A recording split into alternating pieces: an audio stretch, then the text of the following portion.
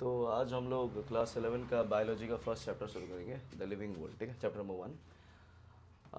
तो मैं line by line read करूँगा और आपको समझाऊंगा कि क्या है, क्योंकि बायोलॉजी में इट्स वेरी वेरी इंपॉर्टेंट कि आपको लाइन बाय लाइन सब कुछ रीड करना है और समझना है। ठीक है, तो इस चैप्टर में हम लोग बेसिकली पढ़ने वाले हैं कि किस तरह से आपकी जो ये बायोलॉजिकल यूनिवर्स एग्जिस्ट करती है, और साथ ही साथ हम यहाँ पे डाइवर्सिटी पढ़ेंगे कि डाइवर्सिटी किस तरह से है हमारे पूरे लिविंग वर्ल्ड में, कितने अलग अलग तरह के आपके जो ये ऑर्गेनिजम्स हैं वो एग्जिस्ट करते हैं। साथ ही साथ हम यहाँ पे इनके नेमिंग देखेंगे, टेक्सोनॉमिकल कैटेगरीज देखेंगे, बहुत सारी चीज़ें इसमें दिखाई जाएंगी। तो सबसे पहले देखिए बेटा, how wonderful is the living world.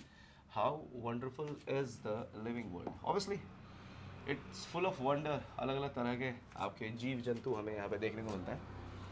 Biology की बात हो रही है तो समझ लेना बेटा कि हम लोग लिविंग चीज़ों की बात कर रहे हैं। ठीक है, बायोलॉजी में हम लोग इकोसिस्टम वगैरह की बात करेंगे। अब इकोसिस्टम में ऑब्वियसली अगर देखा जाए तो आपके नॉन लिविंग थिंग भी आ ही जाता है, बट स्टिल हम लोग ज़्यादा से ज़्यादा बात करेंगे कि वो जो वही नॉन लिविंग थिंग की बात करेंगे जो लिविंग थिंग्स को अफेक्ट करते हैं। The wide range of living types is amazing. ठीक है, बहुत सारे अलग अलग तरह के, the extraordinary habitat in which we find living organisms, अलग अलग बहुत अजीबोगरीब जगहों में। ठीक है, आपको लोग या फिर आपको जानवर, ठीक है, जिंदा मिलेंगे। बी इट कोल्ड माउंटेन्स, चाहे वो ठंडा ठंडी पहाड़ हो, डिसिडियस फॉरेस्ट हो, ओशियन हो, फ्रेश वाटर लेक्स हो, डेजर्ट हो, और हॉट स्प्रिंग हो, हर जगह लीव अस स्पीचलेस, मतलब कि हर जगह ही आपके लिविंग थिंग्स हैं जो कि आपको मिल ही जाएंगे। The beauty of a galloping horse, ठीक है, एक दौड़ता हुआ घोड़ा हमेशा बहुत अच्छा लगता है ना दिखने में, बाल उड़ रहे होते हैं उसके, गैल्पिंग मतलब भागता हुआ, गैलप करते हुए। ठीक है, तुगड़ुक तुगड़ुक गैलप, ठीक है, that is what is called the Gallup of the migrating birds, है ना, द वैली ऑफ फ्लावर्स और the attacking shark evoke of and a deep sense of wonder. तो आप देख सकते हो बेटा कि यहाँ पे मतलब कि बहुत अलग अलग चीज़ें यहाँ पे जो है बेटा सुनने को और देखने को मिलता है।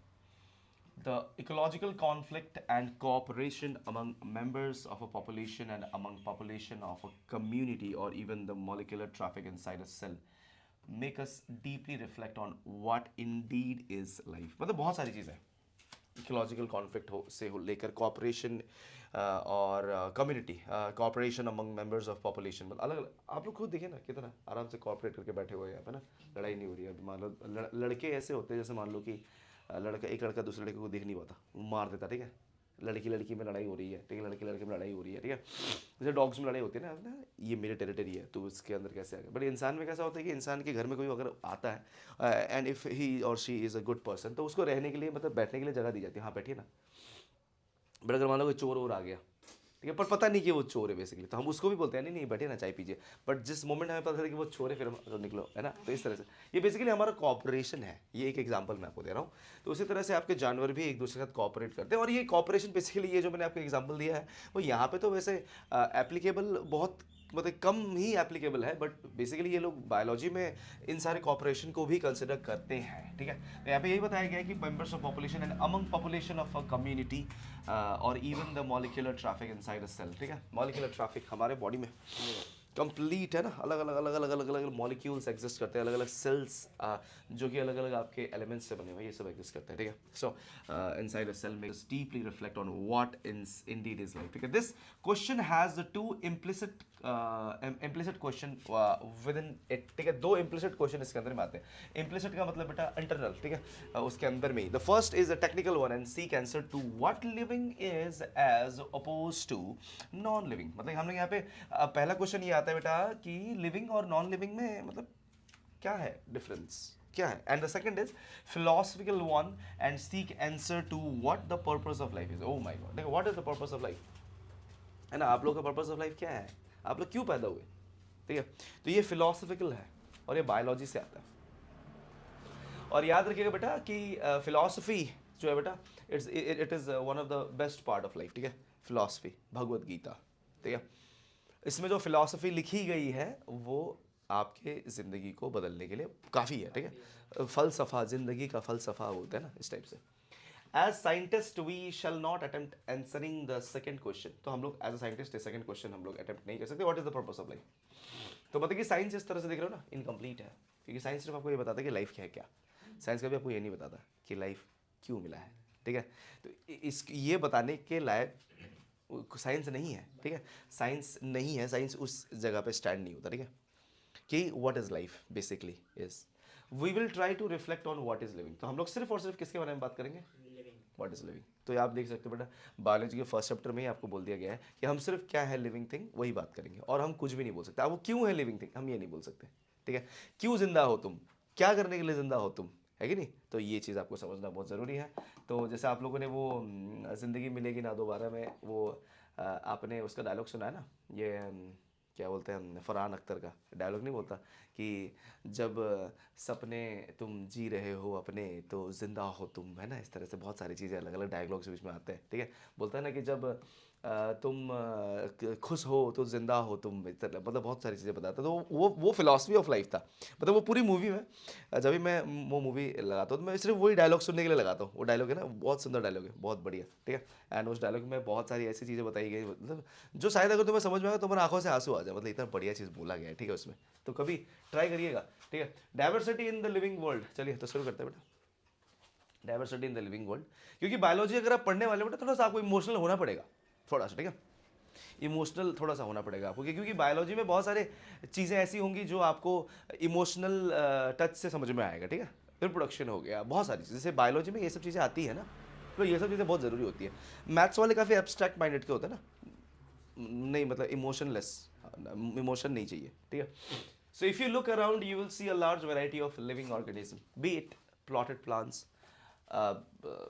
इंसेक्ट्स, बर्ड्स, योर पेट और अदर एनिमल्स एंड प्लांट्स, ठीक है, तो ये सारे आपके लिविंग मतलब डाइवर्सिटी है आपके लिविंग वर्ल्ड में। बहुत सारे अलग अलग तरह के जो जानवर है बेटा वो आपके आसपास रहते हैं, प्लांट्स हो गए, एनिमल्स हो गए, पेट हो गया आपका, है ना, बर्ड, इंसेक्ट, ये सब चीजें। There are also several organism that you cannot see with your naked eyes but they are all around you, जैसे कि माइक्रो ऑर्गेनिजम्स, ठीक है, माइक्रो ऑर्गेनिजम्स आप नहीं देख सकते अपने आंखों से बट आप, है ना, आप के आसपास वो एग्जिस्ट करते हैं, ठीक है। If you were to increase the area that you make observation in the range and variety of organism that you see would increase obviously. If you were to visit a dense forest you would probably see a much greater number and kind of living organism in it, ठीक है, तो हमें वही बोला गया बेटा कि अगर आप एक डेंस फॉरेस्ट में चले जाओ बेटा तो आपको ना इतने सारे अलग अलग तरह के जीव जंतु दिखेंगे जो कि इट्स ऑब्वियस, ठीक है, ये इनका होना बहुत ही कॉमन है, ये होते ही हैं, ठीक है। तो ये उस जगह में आपके काफ़ी ज़्यादा नंबर में देखने को मिलेंगे। Each different kind of plant, animal और organism that you see represent a species. ये क्या रिप्रेजेंट करते हैं बेटा, स्पीसीज को रिप्रेजेंट करते हैं, ठीक है, जितने भी आप देख रहे हो, ठीक है। अभी आपको बोला गया the number of species that known and describe range between 1.7 to 1.8 million. तो इतने सारे अलग अलग तरह के जो आपके जीव जंतु हैं वो एग्जिस्ट करते हैं 1.7 से 1.8 मिलियन, ठीक है, million. This refers to biodiversity, इसको हम लोग क्या कहते हैं बेटा, बायोडाइवर्सिटी, और द नंबर एंड, इसको हम लोग बायोडाइवर्सिटी कहते हैं बेटा।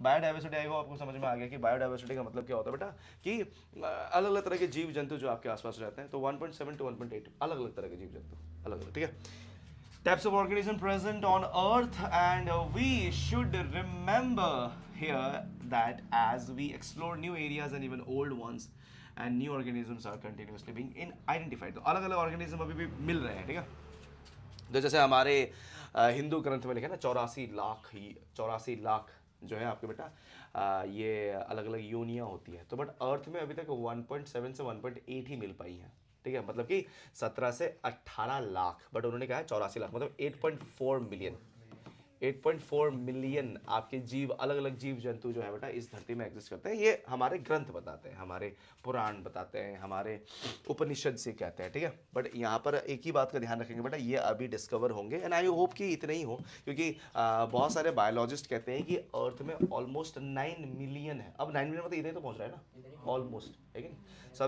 as stated earlier, there are millions of plants and animals in the world, millions of plants and animals in the world, we know that plants and animals in our own area by their local names, है ना, हमको उनके local names से जानते हैं ना। हर एक plant को हम जैसे अगर बंगाल में देखें तो बंगाल में कुछ और कहते हैं, अगर किसी और कंट्री में चले गए तो उसे कुछ और कहेंगे, किसी और स्टेट में चले गए तो उसको कुछ और कह देते हैं ना। एंड जैसे टमाटर के आपके इतने सारे नाम हैं, इतने सारे नाम ना, टमाटर को कोई कुछ और बोल रहा है, कोई कुछ और बोल रहा है ना। तो इसलिए आपको ये समझना होगा कि these local names would vary from place to place, even within a country, एक कंट्री के अंदर भी, है ना। टमाटर, टोमेटो, है ना, पता नहीं अजीबोगरीब नाम, ठीक है। अब उसके बाद देखिए, probably you would recognise the confusion that would be created if we did not find ways and means to talk to each other and to refer to organism we are talking about, ठीक है। तो यहाँ पे वही बताया कि probably you would recognize the confusion, मतलब यहाँ पे confusion हो जाएगा ना एक तरह से, कि जैसे मान लो कि ये कुछ और ही बोल रहा है टमाटर को, वो कुछ और ही बोल रही है टमाटर को, ये कुछ और बोल रहा है, वो कुछ और बोल रही है, तो क्या हो जाएगा, कंफ्यूजन ना, है कि नहीं। अब महाराष्ट्र में जाके हमने प्याज को कांदा बोला तो दैट इज करेक्ट, राइट, कांदा, बट यहाँ पे क्या बोले कांदा देना, और क्या कांदा है, कौन, किसका कंधा, अरे नहीं, वही समझ नहीं आ रहा ना उनको, क्यों, उनको पता ही नहीं कांधे का मतलब क्या होता है। अब देखिए, hence here is a need to standardise the naming of living organism, ठीक है। तो यहाँ पे वही कहा गया कि ये स्टैंडर्डाइज करना बहुत जरूरी है, मतलब कि एक ऐसा फिक्स नाम रख दिया जाए जो कि पूरी दुनिया में उसी को फॉलो करता है, ठीक है। एक फिक्स नाम कर दिया, हाँ, फिर उसके बाद हम उसको कुछ अपने डायलेक्ट में कुछ भी बोलते रहो, ठीक है। टमाटर बोलो, कुछ भी बोलो, what ever that you want, है, प्याज बोलो, कांदा बोलो, ठीक है, ऑनियन बोलो, बट यहाँ पे क्या कहा गया है बेटा कि स्टैंडर्डाइज करना जरूरी है। Hence there is a need to standardise the naming of living organism such that a particular organism is known by the same name all over the world. तो हमें इनको स्टैंडर्डाइज करना जरूरी है, और इस प्रोसेस को हम लोग क्या कहते हैं बेटा, नोमेनक्लेचर। तो नोमेनक्लेचर जो है बेटा ये बहुत बहुत जरूरी होता है। तो नोमेनक्लेचर स्टार्ट हुआ, ठीक है। हर एक ऑर्गेनिज्म को, हर एक आपके जीव जंतु को एक फिक्स्ड नाम देने का प्रोसेस आपका स्टार्ट होगा। Obviously nomenclature or naming is only possible when the organism is described correctly and we know to what organism the name is attached to. This is identification. तो इसको हमने क्या कहा बेटा, आइडेंटिफिकेशन, इसको हम लोग आइडेंटिफिकेशन कहते हैं। तो मैं बार बार कहूंगा आपसे बेटा कि नोमेनक्लेचर वो प्रोसेस है जिससे हम लोग अलग अलग जीव जंतु को नाम देते हैं, ठीक है। एंड यहाँ पे देख सकते हो नोमेनक्लेचर और नेमिंग इज ओनली प्रोसेस, इससे हम लोग बेसिकली करते क्या बेटा, आइडेंटिफिकेशन करते हैं कि कौन क्या है, कौन सा जीव किस के फैमिली में आ रहा है, किस जीनस में आ रहा है, किस में पढ़ रहा है। तो ये सब चीजें हम लोग यहाँ पे बात करेंगे, ठीक है। In order to facilitate the study number of scientist have established procedures to assign a scientific name to each known organism. तो यहाँ पे वही कहा गया, in order to facilitate the study number of scientist have established procedures, तो अलग अलग procedures इन्होंने एस्टैब्लिश किया to assign a scientific names to each known organism. तो अलग अलग आपके जो ऑर्गेनिज्म है बेटा उनको नाम या फिर आपके नंबर और जितने भी चीज़ें सर बेटा उसको अगर उसको बेसिकली यहाँ पे ये ऑर्डर आउट करने के लिए इन्होंने एक प्रोसेस दिया है बेटा, और वो प्रोसेस क्या है, this is acceptable to biologist all over the world. तो ये अलग अलग जितने भी बायोलॉजिस्ट है पूरी दुनिया में सब लोग इसको एक्सेप्ट करते हैं और इसी को मानते हैं, ठीक है। और याद रखिएगा ये बहुत बहुत ज़रूरी है समझना आपके लिए, क्योंकि कल को आप लोग भी जब एग्ज़ाम में बैठेंगे अपने बायोलॉजी के तो उसमें आपको यही होगा कि आपको जो साइंटिफिक नेमिंग यहाँ पर आपको बताई जा रही है उसी को फॉलो करना पड़ेगा, ठीक है। तो यहाँ पे क्या बोला गया, in order to facilitate the study number of scientist have established procedures, ठीक है, procedures to assign a scientific name, ठीक है। तो अलग अलग साइंटिफिक नेम देने का एक प्रोसीजर लिखा है। This is acceptable to biologist all over the world, ये सारे दुनिया में एक्सेप्टेबल है, इसकी ये खासियत है, फीचर है बेटा ये। For plants scientific names are based on agreed principle and criteria, कि प्लांट्स के लिए अलग है which are provided in International Code of Botanical Nomenclature, तो ICBN इसका नेमिंग करता है बेटा, ठीक है, ICBN। So what is the full form of ICBN? International Code of Botanical Nomenclature, ठीक है, International Code of Botanical Nomenclature। So botanical ये बेसिकली प्लांट के साथ कनेक्ट होता है, बॉटनी, और आपका जो जूलॉजी होता है बेटा वो आपके एनिमल्स के साथ, ठीक है।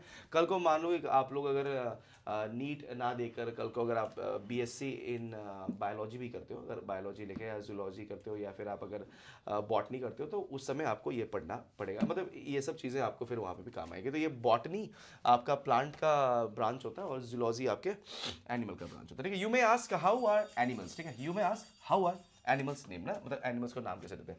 सो animals taxonomist have evolved international code of zoological nomenclature, ठीक है। तो इसको ICZN बोलते हैं, ठीक है, ICZN और ICZN। तो आप देख सकते हैं बेटा कि ICBN और ICZN ये आपके एनिमल्स के लिए और प्लांट्स के लिए काम करता है, ठीक है। The scientific names ensure that each organism has only one name. तो ये इंश्योर करता है कि एक ऑर्गेनिज्म का एक सिंगल नाम होना जरूरी है। ऐसा नहीं कि एक ही ऑर्गेनिज्म का इन्होंने डबल डबल नाम कर दिया, ठीक है। Description of any organism should enable the people, ठीक है, यहाँ पे क्या बोला गया, description of any organism should enable the people in any part of the world to arrive at the same name. तो बार बार हमें, है ना, हमें सेम नाम मिले सबका।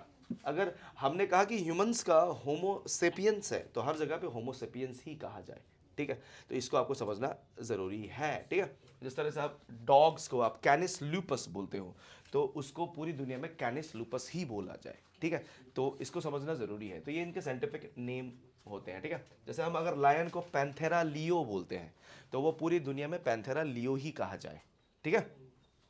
अगर हम यहाँ पे आलू को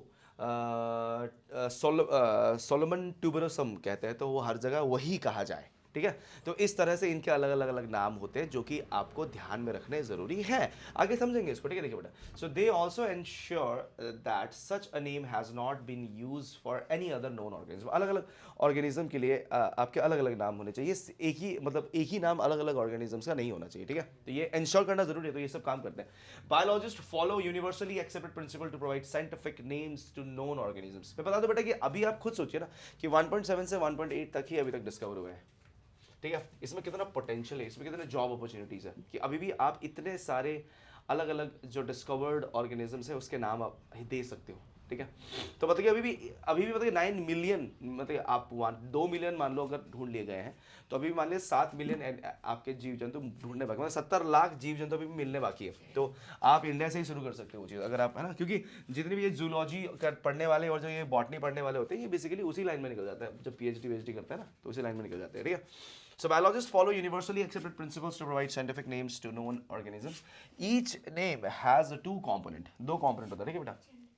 जेनरिक नेम, स्पेसिफिक एपिथेट, ठीक है। Generic name and specific epithet. अब ये क्या है, अब हम इसके बारे में बात करेंगे, ठीक है। देखिए बेटा, तो यहाँ पे क्या बोला, दिस सिस्टम ऑफ, जैसे मैंने अभी आपको बताया था ना बेटा, जैसे मैंने कहा कि पैंथेरा लियो, पैंथेरा लियो, ठीक है। तो ये क्या है बेटा, पैंथेरा लियो। तो ये आपका ये जेनेरिक नेम और ये आपका स्पेसिफिक एपिथेट, ठीक है। इस तरह से जेनेरिक नेम, स्पेसिफिक एपिथेट। तो इस तरह से आपका ये जुड़ जुड़ के आता है। और इवन इसके आगे नाम भी मतलब इसके एंड में आपका जिसने लिखा है इसका नाम, उसका भी नाम लगता है, ठीक है। जैसे कि अगर मान लो इसको ढूंढा है किसी साइंटिस्ट ने तो उसका नाम भी कभी कभी आगे पीछे में लिखा जाता है, बट वैसे उसको अभी वाइडली एक्सेप्ट तो नहीं किया था। नॉर्मली हम इसके नाम को ही ध्यान देते हैं, जेनेरिक नेम एंड आपका specific epithet. This type of system of providing a name with two component is called binomial nomenclature. इसको हम लोग बेटा बाइनोमियल नॉमेनक्लेचर कहते हैं, ठीक है। This naming system given by Carolus Linnaeus, ये लीनियस नहीं देता, ठीक है बेटा, कारोलस लीनियस। तो कभी कभी लीनियस भी आगे पीछे लगाया था। Is being practised by biologist all over the world, ठीक है। तो ऑल ओवर द वर्ल्ड बेटा ये जो सिस्टम है बेटा इसको फॉलो किया जाता है, ठीक है। आगे देखिए बेटा क्या बताया गया, this naming system using a 2 word format was found convenient. इसको कन्वीनियंट देखा गया एंड ये काफ़ी हद तक आपका पूरी दुनिया में अभी भी यूज होता है। Let us take the example of mango. Mango में तो मैंगो का नाम होता है बेटा मैंगीफेरा इंडिका, ठीक है। मैंगीफेरा इंडिका, ठीक है। मैंगीफेरा इंडिका, तो मैंगीफेरा इंडिका यहाँ पे दो पार्ट है, ठीक है। इसके यहाँ पे दिख let us take the example of mango to understand the way of providing scientific name better. The scientific name of mango is written as Mangifera indica. Let us see how it is binomial name in this, one second, binomial name, ठीक है। In this एक minute, yes, in this name mangifera represents the genus, so while indica is a particular species, ठीक है, और a specific epithet। तो मैं बता दूं बेटा कि जो मैंगीफेरा है बेटा वो आपका क्या है, वो आपका जेनेरिक नेम है इसका, ठीक है। मैंगीफेरा क्या है बेटा, ये जेनेरिक नेम है। और जो आपका यहाँ पर ये इंडिका है बेटा या इंडिकस, ठीक है, तो ये जो है बेटा ये आपका स्पेसिफिक एपिथेट ये बन के आता है। Biological names are generally in Latin and written in italics, ठीक है। तो ये आपके जनरली आपके लैटिन में लिखे जाते हैं और ये थोड़े इटैलिक्स मतलब कि टेढ़ा लिखा, ठीक है, टेढ़ा, ठीक है। ये देखिए टेढ़ा लिखते हैं ना, थोड़ा सा लेटा के, तो थोड़ा सा मतलब उतना भी नहीं, हल्का टेढ़ा करके लिखते हैं, ठीक है। Biological names are generally in Latin and written in italics. They are latinized और derived from Latin irrespective of their origin, ठीक है। तो मतलब कि इसको लैटिनाइज किया जाता है बेटा, और ऑब्वियसली ये इनकी ओरिजिन कहीं से भी दुनिया में कहीं भी ये मिलते हो बेटा, ठीक है, बट इनका नाम लैटिन में ही लिखा जाएगा।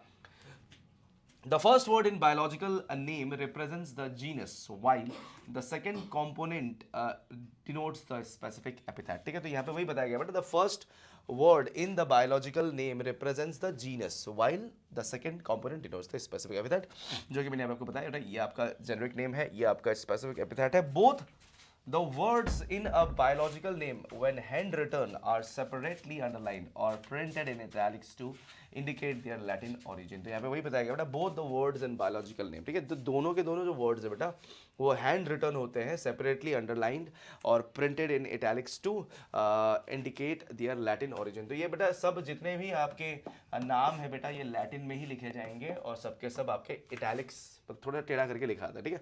वैसे आप लोग जब लिखेंगे आपको जरूरी नहीं कि आपको ऐसे लिखना है, ठीक है। अब बट अगर आप बुक में पढ़ रहे हो प्रिंटेड, तो आपको ऐसे ये मिलेगा, ठीक है। The first word denoting the genus start with a capital letter, तो ये हमेशा कैपिटल लेटर से स्टार्ट होगा, ठीक है। हमेशा हमेशा स्मॉल नहीं लिखेंगे आप, हमेशा क्या लिखेंगे बेटा, कैपिटल, क्योंकि आपको फर्स्ट यूटी में लिखना पड़ेगा, ठीक है। while the specific epithet starts with a small letter, और specific epithet हमेशा आपके small letter से start होता है। It can be illustrated with an example of Mangifera indica, तो आप देख सकते हो Mangifera indica। चलिए तो start करते हैं बेटा। Name of the author appears after the specific epithet, जो कि end में आपका लिखा जाता है। जैसे मान लीजिए यहाँ पे आप देख सकते हो कि मैंगीफेरा इंडिका लिन, अब ये लिन क्यों लिखा है, क्योंकि लीनियस ने इसके बारे में लिखा था ना, लीनियस ने सबसे पहले आपके ये सारे के सारे आइडेंटिफिकेशन दिए हैं, तो लीनियस ने मैंगो को नाम दिया था। तो यहाँ पे क्या है बेटा, मैंगीफेरा इंडिका लिन, ठीक है। तो अगर मान लो कल को पुष्पजीत अगर कोई नाम लिखता तो यहाँ पे क्या आएगा, मैंगीफेरा इंडिका पुश, है ना, इस तरह से आ गया मतलब यहाँ पे ना, whatever that is, है ना। So it indicates that this species was first discovered by Linnaeus, ठीक है। इसको Linnaeus ने डिस्कवर किया। Since it is nearly impossible to study all the living organism, it is necessary to devise some means to make these possible, ठीक है, make this possible। तो इन्होंने क्या किया बेटा, इन्होंने कुछ ऐसे मतलब पूरी पूरी दुनिया में जितने भी आपके लिविंग ऑर्गेनिज्म है उनकी स्टडी करना तो इम्पॉसिबल ही है ना, obviously that is not possible, एक आदमी थोड़ी कर पाएगा। तो यहाँ पे उन्होंने क्या किया बेटा, उन्होंने एक ऐसा प्रोसेस डिवाइस किया जिससे कि ये प्रोसेस, जिससे कि हो क्या सके बेटा, ये पॉसिबल हो सके। और इस प्रोसेस को कहा गया क्लासिफिकेशन। क्या कहा गया, क्लासिफिकेशन।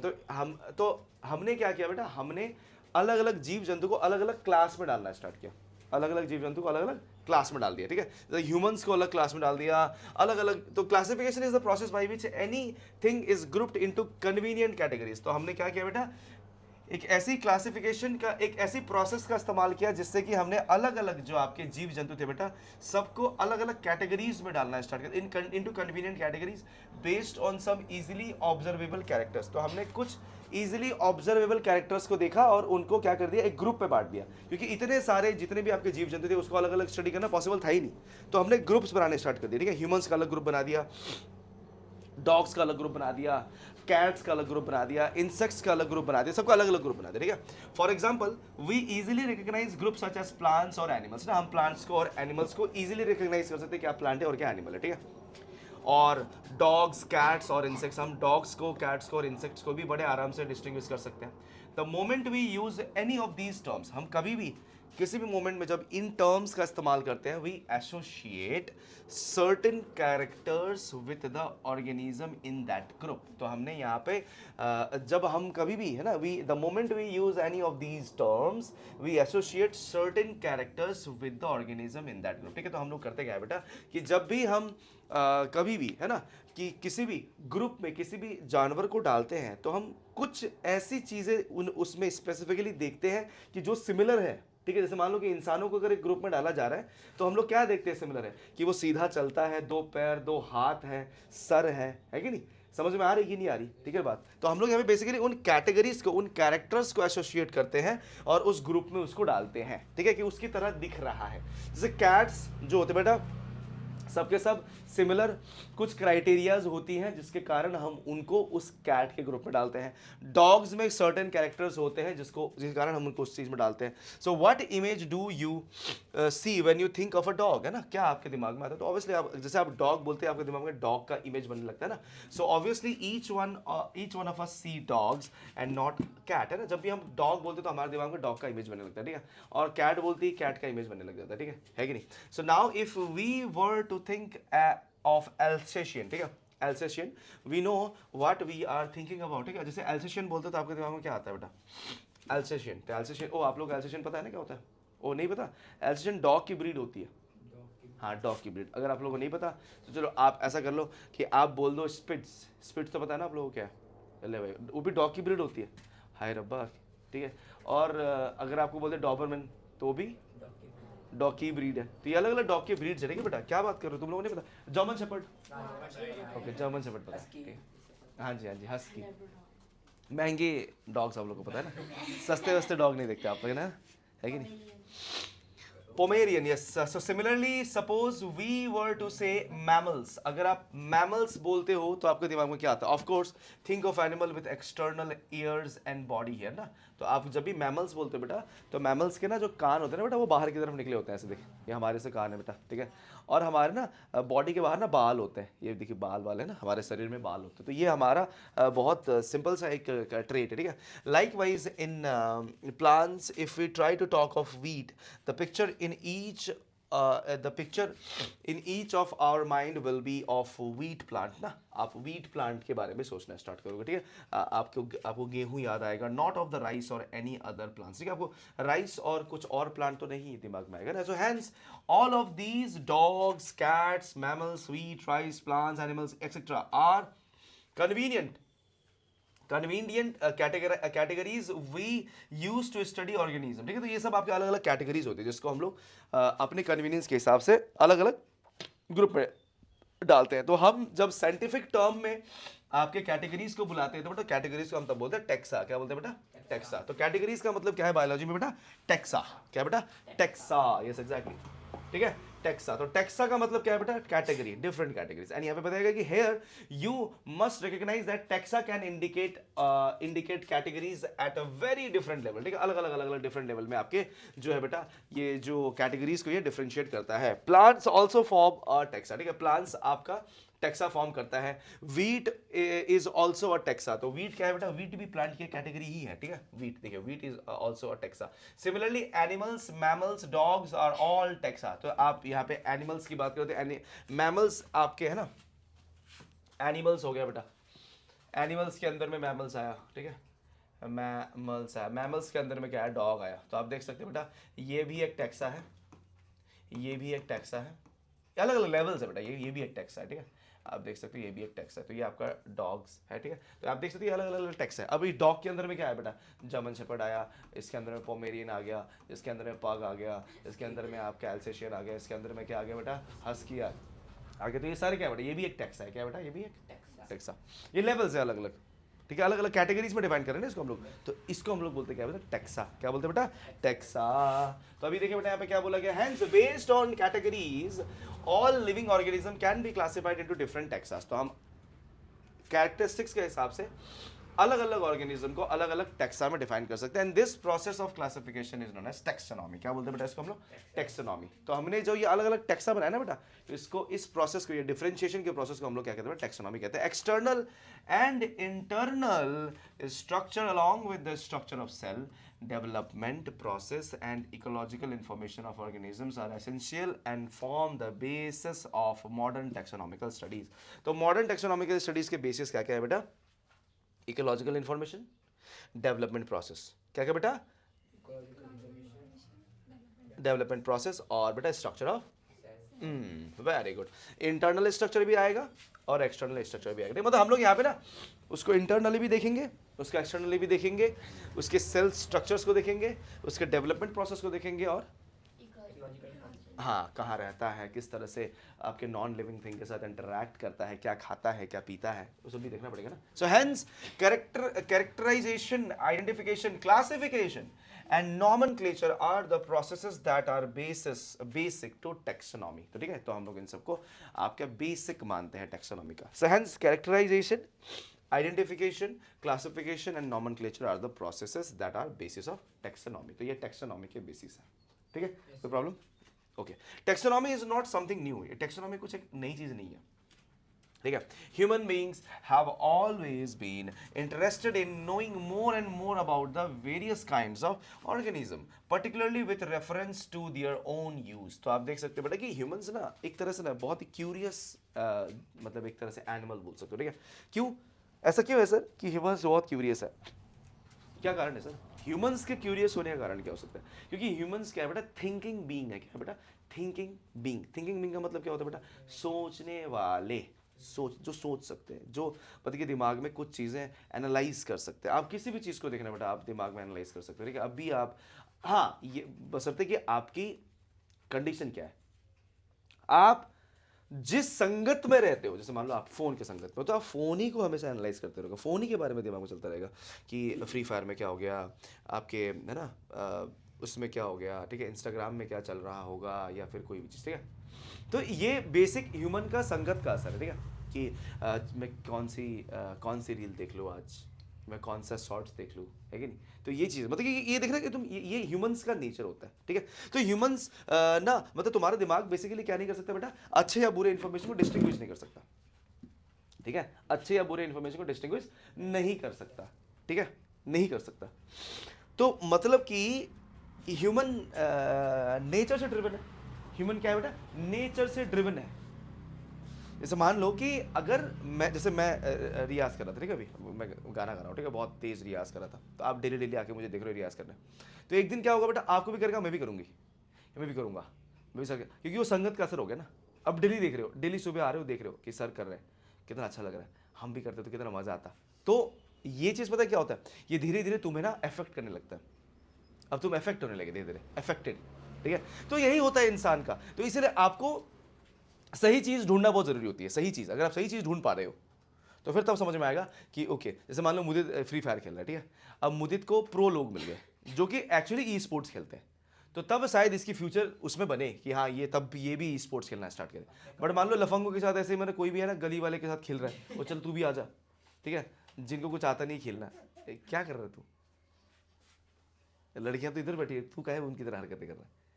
ठीक है. तो तब क्या होगा, तब शायद ये इंप्रूव ना करे. बट इंप्रूवमेंट अगर इसको चाहिए तो फिर इसमें ना अच्छे लोगों के साथ भी खेलना पड़ेगा ना, तब जाके शायद इंप्रूव करे, तब जाके इसे गेम में कुछ अच्छा वो है नहीं, मतलब चेंजेस आए. तो इस तरह से. ठीक है. तो जिस तरह से ये चीज़ें जो होती है बेटा, ये चीज़ें इसी तरह से काम करती हैं. इसी तरह से आपको समझना बहुत ज़रूरी होता है कि क्या हो रहा है, किस तरह से चीज़ें वर्क करती है, किस तरह से, है ना. मतलब हमें हमेशा ये कहा गया ना कि हम लोग हमेशा इंटरेस्टेड है, we are more interested in knowing more and more about the various kinds of organisms, particularly with reference to their own use, हमारे यूज़ के हिसाब से. जैसे मान लीजिए अगर हम डॉग्स का इस्तेमाल करते हैं तो हम डॉग्स के बारे में जानने के लिए क्यूरियस होते हैं कि डॉग्स बेसिकली, जैसे मेरे घर में डॉगी है. ठीक है. तो मुझे पता है कि डॉग्स क्या क्या करते हैं ना, कि कैसे उसकी हरकतें होती है, वो उसकी अच्छी चीज़ें क्या होती है, उसकी बुरी चीज़ें क्या होती है, वो क्या करता है क्या नहीं करता. ठीक है. तो ये चीज़ आपको जानना बहुत ज़रूरी होता है. जैसे आपके घर में अगर डॉग नहीं है तो आपको कोई इन्फॉर्मेशन नहीं है, जीरो इन्फॉर्मेशन. तो डॉग अगर आपके पास भी आ रहा है तो आपके दिमाग में हमेशा एक ही बात रहेगा, ये काटने के लिए आ रहा है, क्योंकि आपके घर में कभी डॉग था नहीं. तो आपके घर वालों ने कभी डॉग जिंदगी में देखा नहीं, तो उनको लगता था कि डॉग हमेशा काटने के लिए ही इंसान के पास आता है. तो बेचारा वो अगर आपके पीछे दुम हिलाते हुए भी आ रहा है तब भी आपको लग रहा है तो काटने के लिए पत्थर उठा के आपने उसको मार दिया. ठीक है. तो थोड़ा सा ये इन ह्यूमन बिहेवियर हो गया, ह्यूमन होके भी इन ह्यूमन बिहेवियर आ गया ना बेटा, ये है कि नहीं. ह्यूमन से मतलब बाहर से तो ह्यूमन ही दिखते हो, बट तुम्हारे अंदर में क्या आ गया, वो इन ह्यूमन नेचर आ गया कि तुमने उसको मार दिया पत्थर. जैसे हम अगर देख रहे हैं हाथी हमने देख लिया, तो हमारे दिमाग में अभी हाथी का सिर्फ एक ही कंडीशन आ रखा है, हाथी इंसान को मारता है. बट ऐसा नहीं है ना, है कि नहीं. ऐसा नहीं है, आपको उनको जानना ज़रूरी होता है. ठीक है. हाँ यही है कि अपने हद में रह के, अपने एक रेंज फैक्टर में रह के आपको चेक करना चाहिए ना. नहीं तो फिर आप देख रहे हो ना, जैसे हाथी ने किसी इंसान को मार दिया तो फिर उसके बाद हम यही सोचते हैं कि हर हाथी इंसान को मारता ही है. बट ऐसा नहीं होता. अगर हाथी इंसान को मारता ही तो ढूंढ ढूंढ घर से निकाल के मारता ना. अभी क्या है उसके लिए, दरवाजा क्या है, आता अभी दरवाजा तोड़ के निकाल के लेके चला जाता, है कि ना। तो ये चीज़ नहीं है, ठीक है बेटा। तो इसलिए आपको ये समझना बहुत बहुत ज़रूरी है कि यहाँ पर हम लोग उन्हीं जानवर के बारे में जानने की कोशिश करते हैं बेटा जो जानवर आपके हमारे आसपास रहते हैं या हमारे यूज़ में होते हैं। जैसे देखिए बेटा, in early days human beings needed to find sources of their basic needs of food, clothing and shelter, hence the earliest classification were based on the use of various organisms. ठीक है, तो यहाँ पे क्या बताया गया बेटा कि हम लोग ने बेसिक नीड्स के चलते, ठीक है, बेसिक यूजेस के चलते हमने जानवरों को क्लासिफाई किया। जैसे मान लीजिए कि किस जानवर का खाल जो है बेटा हमारे शरीर में पहनने लायक होता है, तो हमने उन जानवरों को आइडेंटिफाई करना स्टार्ट किया ना, ठीक है। जैसे मैमथ हो गया, सेबर हो गया, या फिर आपके अलग अलग आपके जितने भी जानवर हो गए वो सब, ठीक है, जो कि आपके हमारे इस्तेमाल में आते थे, ठीक है। तो उन सब के जो छाल वगैरह है या फिर उनका मीट हो गया या फिर उनका जो भी है, ठीक है, उस तरह से हमने चीज़ों को क्लासिफाई करना स्टार्ट किया। Human beings were since long not only, देखिए बेटा, Human beings were since long not only interested in knowing more about different kinds of organisms and their diversities, sorry, but also the relationship among them, ठीक है। तो यहाँ पे यही बोला कि human beings were since long not only interested in knowing more about different kinds of organisms, ये अलग अलग ऑर्गेनिजम्स को जानना सिर्फ इनका मतलब इनको मन नहीं था, इन्होंने उनके डाइवर्सिटीज को भी स्टडी किया, ठीक है, but also the relationship among them, और उनके बीच के रिलेशनशिप को भी इन्होंने क्या किया, स्टडी किया बहुत ज़्यादा, ठीक है, कि एक जानवर दूसरे जानवर से कैसे रिलेटेड है, कैसे ये एक दूसरे को सपोर्ट करते हैं जिंदा रहने के लिए, ठीक है। तो वो सब रिलेशनशिप भी इन्होंने एस्टैब्लिश किया, and this branch of study was referred to as systematics. क्या बोला गया बेटा इसको, सिस्टमैटिक, जो कि आपके अलग अलग ऑर्गेनिज्म के बीच का रिलेशनशिप का स्टडी होता है, ठीक है। तो मैं बता दूं बेटा, इसको हम लोग सिस्टमैटिक्स कहते हैं। The word systematics is derived from the Latin word, इसको हमने लैटिन वर्ड से डिराइव किया बेटा, सिस्टमा, ठीक है, and which means systematic arrangement of organisms, systematic arrangement of organism. और सिस्टमैटिक्स बेसिकली क्या बताता है बेटा, रिलेशनशिप अमंग ऑर्गेनिजम्स, ठीक है, अमंग ऑर्गेनिजम्स, ठीक है। तो ये ऑर्गेनिजम्स के बीच के रिलेशनशिप को एस्टैब्लिश करवाता है। तो यहाँ पे लीनियस जो है बेटा, देखिए बेटा, Linnaeus use Systema Naturae as the title of his publication. तो यहाँ पे उन्होंने ये आपका जो एक किताब भी लिखी थी इसके ऊपर, ठीक है। And the scope of systematic were later enlarged to include identification, nomenclature and classification. Systematics takes into account evolutionary relationship between organisms. तो आप देख सकते हो बेटा कि ये जो systematics है बेटा, ये क्या क्या चीज़ें कंट्रोल करता है बेटा, आइडेंटिफिकेशन, nomenclature and क्लासिफिकेशन। तो सिस्टमैटिक्स के अंदर में क्या क्या आती है बेटा, सिस्टमैटिक्स के अंदर में आपका आता है नोमेनक्लेचर, आइडेंटिफिकेशन और क्लासिफिकेशन, ठीक है, क्लासिफिकेशन। तो आप देख सकते हो इतनी सारी चीज़ें इसमें आपकी कंडीशन में आती हैं, ठीक है। तो चलिए, तो आपको आई होप समझ में आ गया कि अभी तक से क्या हो रहा है। अभी तक से मतलब कि हम लोग बेसिक बायोलॉजी कर रहे हैं बेटा, अभी मतलब कि आपका एकदम नॉर्मल सा कंडीशन चल रहा है जिसमें कि हम लोग ये समझ रहे हैं कि नेमिंग करते कैसे हैं, अलग अलग आपके जानवरों के रिलेशनशिप कैसे स्टैब्लिश किए जाते हैं। तो ये सब चीज़ें अभी हम देख रहे हैं। चलिए, तो अब हम बात करेंगे टेक्सोनॉमिकल कैटेगरीज की। तो व्हाट इज टेक्सोनॉमिकल कैटेगरीज, ठीक है। तो classification is not a single step process, ठीक है। तो आप देख सकते हो बेटा कि classification is not a single step process but involves a hierarchy of steps into which each step represents a rank और अ कैटेगरी, ठीक है। तो यहाँ पे यही बताया गया, क्लासिफिकेशन जो है बेटा ये आपका सिंगल स्टेप प्रोसेस हो ही नहीं सकता, ठीक है। ये बेसिकली हायरार्की ऑफ स्टेप्स है, मतलब कि अलग अलग स्टेप्स हैं। हायरार्की का मतलब क्या होता है, एक के बाद एक के बाद एक के बाद एक, ठीक है, इसको हायरार्की बोलते हैं, ठीक है। तो सिंस इसमें अलग अलग रैंक्स होते हैं, ठीक है, अलग अलग रैंक, सबसे हाईएस्ट रैंक, फिर उसके नीचे उसके नीचे उसके नीचे। तो since the category is a part of overall taxonomical arrangement, it is called taxonomic category, ठीक है। तो क्या बोलते हैं बेटा कि जितनी भी ये कैटेगरीज है बेटा, ये जो आपके ओवरऑल टेक्सोनॉमिकल अरेंजमेंट का पार्ट होता है, इसीलिए मैं बता दूं बेटा कि इसको बेसिकली हम लोग टेक्सोनॉमिकल कैटेगरीज बोलते हैं। टेक्सोनॉमिक कैटेगरी मतलब कि अलग अलग जो आपके जो हम लोग यहाँ पे जो ये लेवल्स बनाते हैं बेटा, उसको हम लोग टेक्सोनॉमिकल कैटेगरी के अंदर में सब गिनते हैं, ठीक है। And all categories together constitute the taxonomic hierarchy. तो जितने भी आपके कैटेगरीज है बेटा together constitute the taxonomic hierarchy. क्या क्या है बेटा, taxonomic hierarchy. Each category referred to as a unit of classification, in fact represents a rank and is commonly termed as taxon। तो बेटा जो भी, जैसे मान लीजिए level 1, level 2, level 3, level 4, level 5, ये आपके अलग अलग लेवल्स है, ठीक है। इन सब को हम लोग क्या कहते हैं बेटा, देखिए यहाँ पे क्या बोला गया कि यहाँ पे since the category is a part of overall taxonomical arrangement it is known as taxonomic category, ठीक है। तो इसको बेसिकली हम लोग टेक्सोनॉमिकल कैटेगरी बोलते हैं, ठीक है, अलग अलग कैटेगरी। और ये पूरी की पूरी क्या होती है बेटा, टेक्सोनॉमिक हायरार्की होती है। क्या होती है बेटा, टेक्सोनॉमिक हायरार्की, ठीक है। Each category refer to as a unit of classification, इसको हम लोग यूनिट ऑफ क्लासिफिकेशन बोलते हैं। ये जो है ना बेटा, ये एक एक पार्ट को यूनिट ऑफ क्लासिफिकेशन बोलते हैं बेटा। और इसका नाम जो है बेटा क्या है बेटा, टैक्सॉन। क्या है बेटा, टैक्सॉन। इसको हम लोग टैक्सॉन, हर एक लेवल जो है बेटा वो टैक्सॉन के नाम से जाना जाता है। टैक्सॉन टैक्सॉन टैक्सॉन, ठीक है, taxon.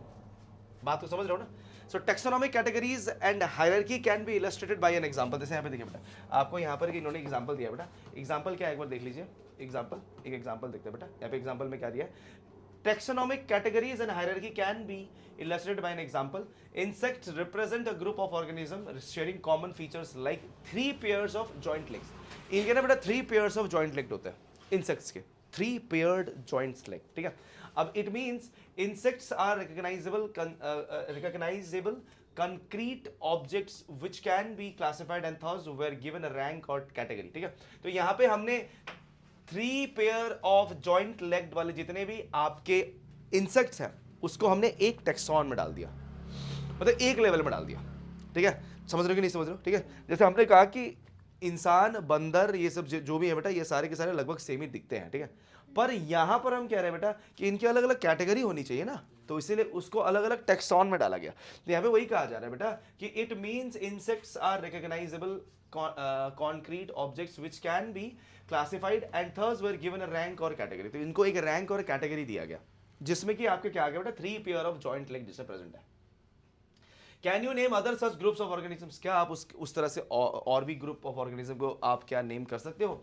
So remember groups represent category, तो ग्रुप क्या रिप्रेजेंट करता है बेटा, कैटेगरी रिप्रेजेंट करता है। And category further denote rank, और ये कैटेगरी जो है बेटा वो रैंक बनता है। क्या बनता है बेटा, रैंक। तो पहले ग्रुप था, ग्रुप से कैटेगरी आया, कैटेगरी से क्या है बेटा आपका, रैंक आता है, ठीक है। तो आप देखिए बेटा ये फर्दर, सो ईच रैंक और टैक्सॉन, ये जो ईच रैंक और टैक्सॉन जो है बेटा in fact represent a unit of classification, और ये एक यूनिट है क्लासिफिकेशन, मतलब कि क्लासिफिकेशन का एक पार्ट है, यूनिट पार्ट है, ठीक है। ये क्लासिफिकेशन का एक यूनिट पार्ट है जिसको कि अभी हम जाके आगे देखेंगे कि कैसे होता है ये यूनिट पार्ट है। These taxonomic group categories are distinct biological entities and not merely morphological aggregate, ठीक है। तो आपको ये बात समझना है बेटा कि ये जो टैक्सोनॉमिकल ग्रुप और कैटेगरीज है ना जो कि हम ये बनाए हैं बेटा, ये आपके डिस्टिंक्ट बायोलॉजिकल एंटिटीज है, मतलब ये अलग अलग है, ये अलग है, ये अलग है, ये अलग है, ये अलग है, हर चीज अलग अलग है, ठीक है। ये सिर्फ और सिर्फ मॉर्फोलॉजिकल एग्रीगेट्स नहीं है। मॉर्फोलॉजी क्या होती है बेटा, मॉर्फोलॉजी मतलब होती है बेटा कि उसकी एक्सटर्नल अपीयरेंस कैसी है, ठीक है। जैसे कि मान लीजिए कि हमारे 2 हाथ है, 2 पैर हैं, तो ये हमारी मॉर्फोलॉजी है। क्या है बेटा, ये हमारी मॉर्फोलॉजी है। तो ये सिर्फ मॉर्फोलॉजिकल चेंजेस नहीं होते, ठीक है, इसमें कंप्लीट ऑर्गेनिज्म ही बदल जाता है, ठीक है। तो इसको प्लीज बात को ध्यान में रखना जरूरी है, ठीक है। यहाँ पे सिर्फ और सिर्फ आप ये बोल देंगे कि सिर्फ आपकी उसकी स्ट्रक्चर बदल गई है तो हम उसको अलग अलग कैटेगरी में डाल रहे हैं, ऐसे ही नहीं होता, ठीक है। आपकी सारी ऑर्गेनिज्म ही बदल जाती है जब हम अलग अलग लेवल्स में आते हैं, ठीक है। अभी देखिए बेटा आगे, taxonomic studies of all known organisms have led to taxonomical studies of all known organisms have led to the development of common categories, ठीक है। तो यहाँ पे क्या कहा गया बेटा, taxonomical studies of all known organisms have led to the development of common categories such as kingdom, phylum और divisions। तो आप देख सकते हैं बेटा kingdom, phylum और division, ये phylum और division आपके प्लांट के लिए यूज होता है बेटा, class, order, family, division basically plant के लिए, ठीक है बेटा, और फाइलम आपके एनिमल के लिए होता है, ठीक है, प्लीज ध्यान देना। Class, order, family, genus and species. आप देख सकते हो कितने लेवल्स होते हैं बेटा, गिन लीजिए, आपको कंप्लीटली 7 यहाँ पे लेवल्स मिलेंगे। तो पहला क्या होता है बेटा, किंगडम। क्या होता है बेटा, किंगडम। आपने जो भी अभी ऊपर में समझा ना बेटा, वो अब आपको धीरे धीरे देखना, ये धीरे धीरे समझ में आएगा कि ओके क्या होता है ये किंगडम, क्या है स्पीसीज, क्या है ना, ये सब चीजें। किंगडम होता है, फिर फाइलम होता है, ठीक है, फाइलम और डिवीजन। डिवीजन प्लांट के लिए होता है, ठीक है बेटा, ये प्लांट के लिए होता है, फाइलम एनिमल्स के लिए। उसके बाद बेटा आता है क्लास, ये ऐसे जा रहा है, ठीक है। उसके बाद क्या है बेटा, ऑर्डर। उसके बाद क्या है बेटा, फैमिली। उसके बाद जीनस। उसके बाद इस तरह से काम करता है, ठीक है। चलिए देखिए बेटा, तो यहाँ पे all organisms including those in the plants and animal kingdoms have species at as the lowest category. तो स्पीसीज आपके लोएस्ट कैटेगरी में आता है, ठीक है, स्पीसीज सबसे लास्ट में आता है और किंगडम सबसे टॉप में आता है। Now the question you may ask is how the place and or how to place an organism। इसमें कैसे एक ऑर्गेनिज्म को प्लेस करें, ठीक है। इन ऑर्गेनिज्म वेरियस कैटेगरीज, तो अलग अलग कैटेगरीज में उसको कैसे प्लेस कर सकते हैं, ठीक है, कहाँ पे वो आएगा। The basic requirement is the knowledge of characters of an individual और ग्रुप ऑफ ऑर्गेनिज्म, ठीक है। तो आपको यहाँ पे ये बात का ध्यान रखना है कि किंगडम में डालने के लिए आपको इस कैटेगरी का ध्यान रखना पड़ेगा या फिर इस कैरेक्टरिस्टिक का ध्यान रखना पड़ेगा। फाइलम में डालने के लिए अलग कैरेक्टरिस्टिक होती है, क्लास में डालने के लिए अलग कैरेक्टरिस्टिक होती है, ऑर्डर में डालने के लिए अलग कैरेक्टरिस्टिक होती है, फैमिली में डालने के लिए अलग कैरेक्टरिस्टिक होती है, ठीक है। जीनस में और स्पीसीज में डालने के लिए अलग अलग कैरेक्टरिस्टिक्स होती है। और फाइनली हम ये पता करते हैं कि वो किस स्पीसीज में आ रहा है। तो स्टार्टिंग कहाँ से होती है बेटा, किंगडम से स्टार्ट होती है, चलिए देखिए बेटा, तो किंगडम से स्टार्ट करते हैं बेटा। तो पहले इन्होंने स्पीसीज बताया कि स्पीसीज में क्या है। सो टैक्सोनॉमिक स्टडीज, देखिए यहाँ पे क्या बोला गया, this helps in identifying similarities and dissimilarities among the individuals of the same kind of organism as well as the other kind of organism, ठीक है। तो ये बेसिक जो आपका ये क्लासिफिकेशन है बेटा, ये जो पूरा आपको क्लासिफिकेशन यहाँ पे दिख रहा है बेटा, ये आपको हेल्प करता है सिमिलैरिटीज और डिससिमिलैरिटी का पता लगाने के लिए, ठीक है, अलग अलग स्पीसीज में, अलग अलग आपके जीनस में, तो ये हमें हेल्प करता है, ठीक है। चलिए तो स्टार्ट करते हैं बेटा स्पीसीज से। Taxonomic studies consider a group of individual organisms. Taxonomic studies consider a group of individual organisms with fundamental similarities as a species। okay, बहुत बढ़िया। देखिए बेटा क्या बोला गया है, taxonomic studies consider a group of individual organism with fundamental similarities as a species। तो fundamental similarities होनी चाहिए। फंडामेंटल का मतलब बेटा क्या होता है, फंडामेंटल मतलब आपके बेसिक सिमिलैरिटीज, जो कि बेसिक आपके एक तरह से आप बोल सकते हो ना कि मूलभूत आधार होता है ना बेटा, मूलभूत सिमिलैरिटीज, ठीक है। हिंदी में अगर कहा जाए तो फंडामेंटल का मतलब वही होता है कि उनमें जो मूल आपके जो सिमिलैरिटीज हैं उसको हम लोग बेसिकली एक स्पीसीज में देखते हैं। One should be able to distinguish one species from the other closely related species based on the distinct morphological differences. आप देख सकते हो बेटा, एक बंदर को आप इंसान से कैसे अलग कर सकते हो, बहुत इजी है ना। उसकी पूंछ होती है, तुम्हारे पास पूंछ नहीं होती, सिंपल सी बात है ना, है कि नहीं। उनके शरीर के बाहर बाल होते हैं, तो हमारे भी शरीर के बाहर बाल तो होते ही हैं, बट उनकी तरह नहीं ना, जो कि आप देख सकते हैं उनके पास तो बहुत ज़्यादा ही बाल होता है। एग्जैक्टली। तो यहाँ पे देखिए बेटा, वो 4 पैरों में चलते हैं ना, चार हाथ पैर लगा के चलते हैं, वो नहीं, हम लोग 2 ही पैरों में चलते हैं।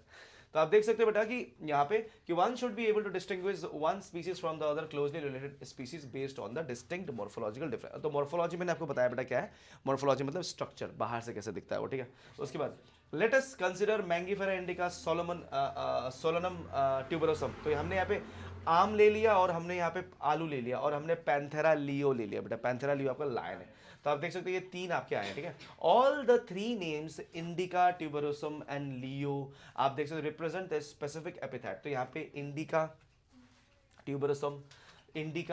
ट्यूबरोसम और लियो, ये सारे क्या रिप्रेजेंट करते हैं बेटा, ये स्पेसिफिक एपिथेट को रिप्रेजेंट करते हैं। While the first words Mangifera, Solanum and Panthera are genera, ये सारे क्या है बेटा, genera है, and represents another higher level of taxon or category। तो हम लोग इसके बारे में बाद में बात करेंगे, बट हम लोग यहाँ पे बेसिकली क्या कह रहे हैं बेटा, हम यहाँ पे इसके बारे में बात करें, कहाँ के बेटा, हमारे इंडिका, लियो और ट्यूबरसम। तो ये सारे हमारे क्या है, स्पेसिफिक एपिथेट है। अब आगे क्या कह रहे हैं बेटा ये लोग, आगे ये लोग ये कह रहे हैं कि each genus may have one or more than one specific epithet। तो हर एक जीनस के पास मतलब कि जेनेरिक जो कंडीशन आपको दी थी ना, जेनेरिक नेम होता है, उसके बाद फिर आपका स्पीसीज आता है ना, जिसको हम लोग स्पेसिफिक एपिथेट कहते हैं बेटा। सो हर एक जीनस के पास बेटा एक या एक से ज्यादा आपके स्पेसिफिक एपिथेट होते हैं। जैसे कि अगर मैं कहता हूँ बेटा पैंथेरा लियो, अगर मैं कह रहा हूँ बेटा, तो आपका पैंथेरा जो है बेटा, ये देखिए पैंथेरा लियो आपने कहा, ठीक है। तो पैंथेरा के अंदर में बेटा एक और आता है, पैंथेरा टिग्रिस, ठीक है, टिग्रिस, पैंथेरा टिग्रिस। तो टिग्रिस देखो नाम पढ़ते ही समझ में आएगा, टाइगर है कि नहीं। पैंथेरा लियो, पैंथेरा टिग्रिस, लिया लिखते हैं, लियो था ये, ठीक है।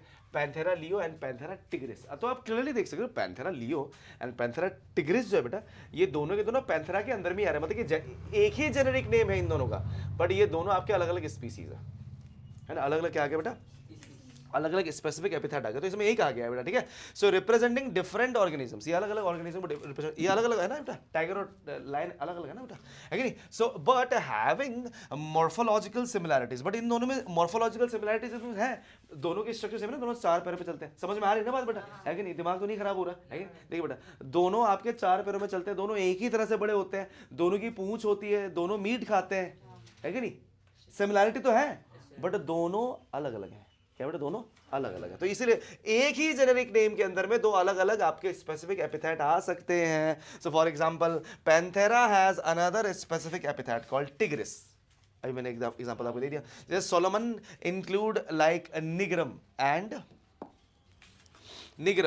आप देख सकते हो बेटा यहां पे आपका क्या है,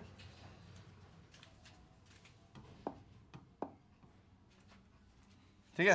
आप देख सकते हो बेटा यहाँ पे आपका क्या आ रहा है बेटा, मेलोंगेना, जैसे आप देख सकते हो बेटा कि आपके यहाँ पर ये ट्यूबरस सोलोमन के अंदर में निग्रम भी आता है, आपका मेलोंगेना भी आता है। Human beings belong to the species sapiens, हम लोग सेपियंस में आते हैं बेटा, which is grouped in the genus Homo, हम लोग होमो के अंदर में ग्रुप्ड होते हैं, ठीक है, होमो सेपियंस, ठीक है।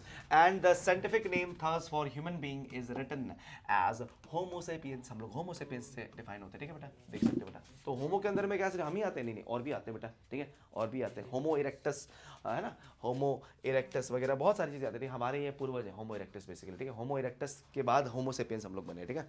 होमो इरेक्टस वो लोग थे बेटा, वो बंदर थे बेटा जो सबसे पहले वो चार पैरों से, हाँ, चार पैर छोड़ के दो पैरों में चलना उन्होंने स्टार्ट किया था, उसको इरेक्टस बोला गया। इरेक्ट होने का मतलब क्या होता है, आप लोगों ने इरेक्ट शब्द सुना हुआ है ना बेटा, कहाँ सुना है बेटा, बताओ तो बेटा, 10th क्लास से पढ़ के हो ना लाइट चैप्टर में, तो इरेक्ट का मतलब क्या था, सीधा, है ना। तो एग्जैक्टली होमो इरेक्टस वो लोग जो सबसे पहले खड़े हुए, ठीक है, इरेक्टस, और उसके बाद हम लोग बने होमो सेपियंस, ठीक है, इस तरह से आए, ठीक है बेटा। तो प्लीज आप लोग को ये सब चीजें जाननी बहुत जरूरी है। और आगे बढ़ते बेटा, अब हम आपको स्पीसीज समझ में आ गया, अब हम जीनस समझेंगे, ठीक है। जीनस क्या होता है, चलिए जीनस समझ लेते हैं, ठीक है, जीनस पढ़ लेते हैं, उसके बाद फिर फैमिली एक बार देख लेते हैं, ठीक है। So genus comprises a group, genus comprises a group of related species which has more characters in common, ठीक है। तो अब species जो है बेटा काफी काफी स्पेसिफिक होते हैं, ठीक है बेटा, स्पीसीज जो है बेटा काफी स्पेसिफिक होते हैं, ठीक है, बट जीनस में आपके और भी रिलेटेड कैरेक्टर्स आ जाते हैं, ठीक है। मतलब कि जो स्पीसीज है वो पर्टिकुलरली उसी ऑर्गेनिज्म के बारे में बात कर रहा है, बट जीनस जो है बेटा एक लेवल ऊपर आ गया ना, तो इसका मतलब क्या हो गया बेटा कि अब हम और भी सिमिलर कैरेक्टर्स देखेंगे बेटा, जो कि आपके दो अलग अलग स्पीसीज में सेम हो तो उनको हम उस एक ही जीनस में डाल सकते हैं, ठीक है। तो यहाँ पे क्या बोला गया, which has more characters in common in comparison to species, ठीक है, ऑफ अदर जेनेरा। अब यहाँ पे क्या बोला गया, we can say that genera are aggregate to closely related species, genera are aggregates, ये एग्रीगेट्स होते हैं क्लोजली रिलेटेड स्पीसीज का। फॉर एग्जांपल पोटैटो और ब्रिंजल ना बेटा, ये दोनों एक ही अलग अलग स्पीसीज है, बट ये दोनों एक ही फैमिली के अंदर आते हैं। देखिए बेटा जीनस सोलोनम, आप देख सकते हो ये दोनों के दोनों सोलोनम के अंदर में ही आते हैं, ठीक है। जैसे इसको हम लोग ब्रिंजल हो गया आपका बेटा, और जो आपका ये जो है बेटा कहाँ गया ये पोटैटो, ये दोनों आपके सोलोनम के अंदर में ही आता है, ठीक है। तो इसलिए ये दोनों के दोनों क्या होंगे बेटा, एक ही आपके फैमिली के अंदर या एक ही जीनस के अंदर दिखाई देंगे आपको, ठीक है। उसी तरह से देखिए Panthera leo and Panthera tigris, ये दोनों के दोनों, जैसे पैंथेरा लेपर्ड को भी देख लो, पैंथेरा पार्डस बोलते हैं इसको, क्या बोलते हैं, पैंथेरा पार्डस, ठीक है। उसी तरह टाइगर को पैंथेरा टिग्रिस, तो ये तीनों के तीनों एक ही जीनस के अंदर आएंगे, तो Panthera leo, Panthera pardus, Panthera tigris, ठीक है। स्पीसीज में ऐसा नहीं था बेटा, स्पीसीज में अलग अलग था, टाइगर अलग था, लेपर्ड अलग था और लायन अलग था, बट अब जीनस के अंदर में ये तीनों एक ही साथ लिखे जाएंगे, ये तीनों की तीनों एक ही जीनस के अंदर आ रहे हैं, ठीक है। तो इसलिए आपको ये समझना जरूरत है, are all species of genus Panthera, ये सारे पैंथेरा के अंदर में आएंगे, ठीक है। एंड दिस जीनस डिफर्स, हाँ exactly, and this genus differs from another genus Felis which includes cats, ठीक है, ये कैट्स में आते हैं, ठीक है, कैट्स का। अब फेलिस अलग चीज है, क्योंकि आप देख सकते हो फेलिस अलग है और पैंथेरा अलग है, और ये दोनों अलग अलग आपके कैट्स की कैटेगरीज हैं, ठीक है। तो एक जो बिग कैट की कैटेगरी होती है बेटा, उसमें आपके पैंथेरा लग जाता है, जो कि बड़े कैट्स होता है ना, लेपर्ड बड़ा होता है, लायन बड़ा होता है, टाइगर बड़ा होता है, और जो छोटे छोटे कैट्स होते हैं वो फेलिस में आते हैं, किस में आते हैं बेटा, फेलिस, ठीक है। जो आप हाँ, वो लोग जीन सेम नहीं बेटा, जीन अलग अलग है, क्योंकि जीनस अलग अलग है ना, आपका फेलिस अलग जीनस है, और पैंथेरा अलग जीनस है। जैसे मान लीजिए ऐसा है, कंडीशन ये है बेटा कि पैंथेरा और फेलिस, ठीक है, पैंथेरा और फेलिस, ठीक है। अब ये दोनों ही आपके कैट्स के अंदर में आ रहे हैं, ये दोनों ही कैट्स के अंदर में आ रहे हैं, बट ये अलग अलग आपके जीनस है। तो ये अभी जीनस के लेवल में, किस बेटा, जीनस के लेवल पे, ये अलग जीनस, ये अलग जीनस, ठीक है। तो पैंथेरा के अंदर में टाइगर आ गया, लायन आ गया और लेपर्ड आ गया। जबकि इसके अंदर में जो घर में जो आपके छोटे छोटे कैट्स होते हैं वो सब आ जाते हैं। अब पैंथेरा के अंदर में फिर क्या क्या आ गया बेटा, पैंथेरा लियो, टिग्रिस, पार्डस, और फेलिस के अंदर में आपके कुछ और आ गए, ठीक है। तो आप देख सकते हो अब ये किस लेवल में चला गया बेटा, ये स्पीसीज के लेवल में चला गया। तो आप देख लो ना, अलग अलग लेवल पे ही है, तो अलग अलग लेवल पे अलग अलग चीजें इस तरह से काम करती है। तो अब यहाँ पे आपको आई होप समझ में आ गया कि जीनस होता क्या है, ठीक है। चलिए अब हम बात करेंगे बेटा फैमिली की। तो अब हम फैमिली को एक बार डिस्कस कर लेते हैं। फैमिली के लिए हमारे पास कितना टाइम बचा हुआ है फैमिली के लिए, चलिए फैमिली एक बार देख लेते हैं, ठीक है। फैमिली की अगर बात करें बेटा, तो फैमिली जो है आपके पास बेटा यहाँ पे कंडीशन क्या दिखा रही है, the next category family has group of related genera with still less number of similarities as compare to genus and species. तो यहाँ पे क्या बोला गया बेटा कि फैमिली की हम जब बात करते हैं बेटा, तो फैमिली में हम लोग और जो आपके कंडीशन को और है ना, यहाँ पे बोला कि still less number of similarities as compare to the genus and species. तो जीनस और स्पीसीज के मुकाबले फैमिली में बेटा हम लोग उतना सारा सिमिलैरिटीज नहीं देखते, उसमें आपके थोड़े से कम नंबर ऑफ सिमिलैरिटीज होते हैं, बट हम उसको उसी फैमिली के अंदर डालते हैं। कि जैसे सिमिलैरिटीज चेक किया गया, जैसे एग्जांपल देखिए बेटा,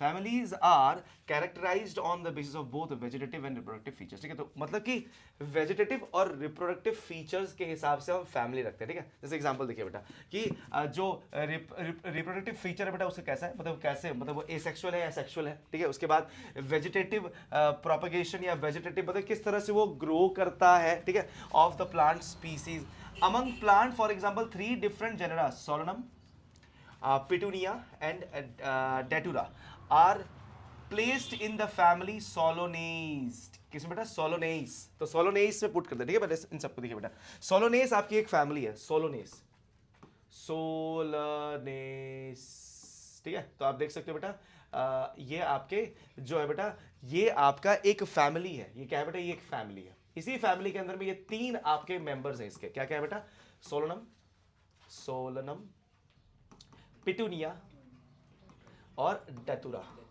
डेटुरा। तो आप देख सकते हो ये तीनों के तीनों बहुत अलग है, ठीक है, पर ये सब के सब ये 2 फीचर्स सेम दिखाते हैं, मतलब कि रिप्रोडक्टिव फीचर और वेजिटेटिव फीचर सेम दिखाते हैं, इसलिए इन सबको हमने किसके अंदर डाल दिया, सोलोनेस के अंदर डाल दिया। जबकि ये अलग प्लांट है, ये अलग प्लांट है, ये अलग प्लांट है। सोलोनम के अंदर में पोटैटो आता है, ब्रिंजल आ रहा है, पिटूनिया के अंदर में अलग अलग फ्लावर्स आते हैं, ठीक है। इसके अंदर में आपके अलग अलग प्लांट्स आते हैं, बट इन सब की रिप्रोडक्टिव फीचर और वेजिटेटिव फीचर सेम होने के कारण इनको हम लोग सोलोनेस के अंदर में डालते हैं, ठीक है। ये सिर्फ आपको समझना है, ठीक है। यहाँ पे देखिए बेटा, अमंग एनिमल्स, अब एनिमल्स को देखिए बेटा, for example genus Panthera, Panthera जो है बेटा comprising lion, tiger, leopard is put along with genus Felis, ठीक है। फेलिस के साथ साथ हम फेलिडे में डालते हैं, कहां डालते हैं, फेलिडे। तो फेलिडे फैमिली के अंदर में आपके फेलिडे फैमिली के अंदर में आपका आता है पैंथेरा और फेलिस। क्या था बेटा, फेलिस। इसमें आपका Panthera leo, Panthera tigris, Panthera ये पार्डस वगैरह, और इसके अंदर में उसके फेलिस कुछ, ठीक है। तो आप क्लियरली देख सकते हो बेटा कि इफ ये फेलिडे वाले जो है बेटा सेम आपके रिप्रोडक्टिव फीचर्स दिखाते हैं, इसीलिए इन सबको इसी फैमिली के अंदर डाला गया है। हाँ, अब ऑब्वियसली फैमिली ये दोनों अलग तो थे, बट ये लोग अलग हैं, बट ये फैमिली एक ही में बिलोंग करते हैं, ठीक है। क्योंकि इनकी क्या क्या सेम है बेटा, रिप्रोडक्टिव फीचर और वेजिटेटिव फीचर आपके सेम है। वैसे अगर एनिमल्स में देखा तो एनिमल्स में वेजिटेटिव फीचर्स नहीं होते, ठीक है। फिर क्या होते हैं बेटा, रिप्रोडक्टिव फीचर्स। तो मतलब कि फैमिली जो है स्पेसिफिकली किस पर डिपेंड करता है बेटा, रिप्रोडक्टिव फीचर्स पर डिपेंड करता है। Similarly if you observe the feature of a cat and a dog, you will find some similarities and some differences as well, ठीक है। अगर आप कैट और डॉग की बात करें बेटा, तो उसमें कुछ सिमिलैरिटीज दिखती है और कुछ डिससिमिलैरिटीज भी दिखती है। They are separated into 2 families, अलग अलग फैमिली आती है बेटा। इसलिए मैं बता दूं बेटा कि डॉग्स एंड कैट्स कभी भी सेम फैमिली में नहीं होते। डॉग्स हमेशा कैनिडे में होते हैं और कैट्स हमेशा फैलिडे में होते हैं, ठीक है। फैलिडे एंड कैनिडे, क्योंकि डॉग्स एंड आपके कैट्स में बहुत सारे डिससिमिलैरिटीज होते हैं रिस्पेक्टिवली, ठीक है। तो ये हो जाता है बेटा आपका अलग अलग फैमिली का आपको नॉलेज, ठीक है, मैंने आपको दे दिया। तो मैंने आज आप लोगों को स्पीसीज, फैमिली और जीनस समझा दिया है। कल हम लोग